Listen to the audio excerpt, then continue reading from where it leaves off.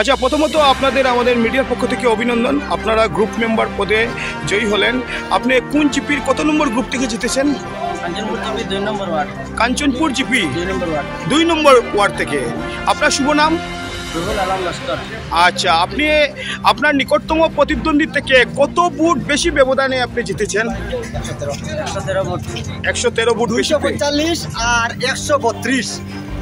245 পাইছেন তাই, আর 132 তাই যে পরাজয় হয়েছেন তাই পাইছেন। কাঞ্চনপুর জিপির 2 নম্বর গ্রুপ মেম্বার। আচ্ছা, গ্রুপ মেম্বার পদে। আচ্ছা, তা আপনি আপনার প্রতীকটা কি ছিল? এরোপ্লেনের ছবি। এরোপ্লেনের ছবি। আচ্ছা, আর যার লগে কম্পিটিশন হইছে তার ছবি হইল এলটো ছবি। এলটো গাড়ি। আচ্ছা, তো আপনি গ্রুপ মেম্বার হিসাবে যে জিতলেন। আচ্ছা দাদা, আপনি কত নম্বর গ্রুপ থেকে জিতলেন? 2 নম্বর গ্রুপ থেকে।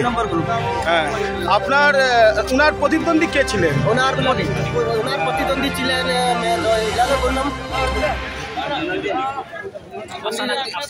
আফসানা বেগম, যে পরাজয় হয়েছে তার লগে যে কম্পিটিশন হারছে আফসানা বেগম। কাঞ্চনপুর 2 নম্বর জিপির আফসানা বেগম মানে ছবি তান এলটো গাড়ি। আর আমার এই বাতিউজার ছবি হইল এরোপ্লেনের ছবি। 245 ভোট পাইছেন এই বাতিউজায় রুহুল আলমে, আর আফসানায় পাইছেন 132টা ভোট। তাই দেখা যায় 113 ভোটে এই বাতিউজা জয়ী হয়েছে। 2 নম্বর গ্রুপ কাঞ্চনপুর জিপি থেকে।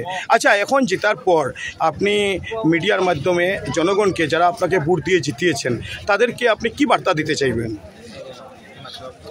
তারা আমাকে ভোট দিয়েছে, তারা সবাইকে ধন্যবাদ। ধন্যবাদ। আর এখন আপনার বাতিজার মানে করণীয়টা কি থাকবে? বাতিজার করণীয় তো লক্ষণ দেখিয়াই পাবলিকে গ্রামের ভোট দিছে, তাও প্রতিদ্বন্দ্বী 6 জন। 6 জনের মধ্যে 5 জন এই বাতিজার সঙ্গে হারেছে।